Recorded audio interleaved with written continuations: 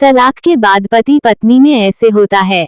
संपत्ति का बंटवारा पुरुषों के पास होते हैं कौन से अधिकार। आज के आधुनिक युग में तलाक काफी आम बात हो गई है, लेकिन तलाक के साथ स्त्री और पुरुष दोनों के कई वित्तीय अधिकार भी जुड़े हैं।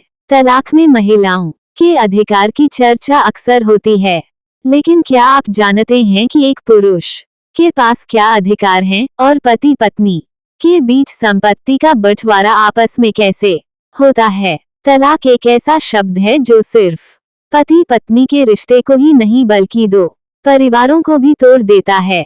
तलाक का असर उन मासूम बच्चों पर भी पड़ता है जो माँ बाप के अलग होने का शिकार बनते हैं। लेकिन तलाक का मामला सिर्फ कानूनी या पारिवारिक ही नहीं होता, बल्कि इससे पति और पत्नी के कई वित्तीय अधिकार भी जुड़े हैं। तो इसका असर लोगों की कमाई और जेब पर भी होता है।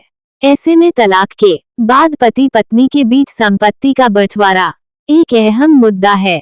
जब भी तलाक की बात होती है, तब महिला के सामाजिक और वित्तीय अधिकारों की चर्चा अक्सर होती है, लेकिन बहुत कम लोगों को तलाक के मामलों में पुरुषों से जुड़े अधिकारों के बारे में पता है। तलाक के मामले में क्या पति के पास अपनी और पुरखों की संपत्ति सुरक्षित रखने के अधिकार होते हैं?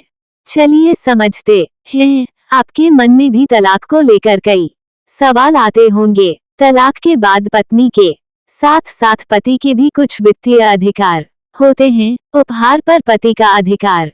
शादी से पहले, बाद या शादी के दौरान पत्नी के माता पिता द्वारा दिए गए उपहार पर पति का अधिकार होता है। पत्नी के नाम पर उपहार कोई भी संपत्ति जो पति द्वारा पत्नी के नाम पर खरीदी गई लेकिन उपहार के रूप में उसे नहीं दी गई, तो उस पर पत्नी का अधिकार नहीं होता है। पूर्ण दावा नहीं कर सकती पत्नी।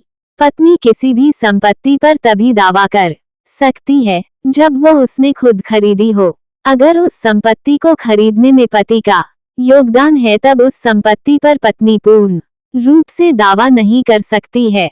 महत्वपूर्ण हिस्से पर पति का मजबूत दावा। पति पत्नी अगर साथ में कोई संपत्ति खरीदते हैं, लेकिन इसके लिए फाइनेंस अगर पति करता है, तब तलाक की स्थिति में इसकी कुल वैल्यू के एक महत्वपूर्ण हिस्से पर पति का दावा मजबूत हो सकता है। संपत्ति को विभाजित किया जाता है।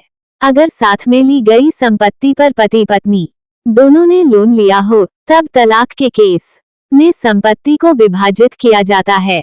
ये विभाजन उस अनुपात को ध्यान में रखकर होता है जिसमें पति पत्नी ने आर्थिक रूप से पति पत्नी में संपत्ति का बंटवारा।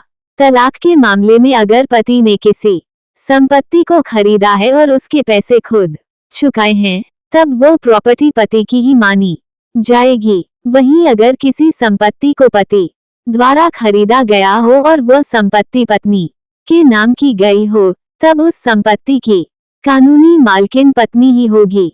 ये तब तक मान्य है जब तक पति यह साबित ना कर दे कि उसने उस संपत्ति का कर्ज चुकाया है, तब वह उस पर दावा कर सकता है। अगर पति को अपने पिता या अन्य किसी पैतृक संपत्ति में अधिकार मिला है, तब उस पर पत्नी कोई दावा नहीं कर सकती है।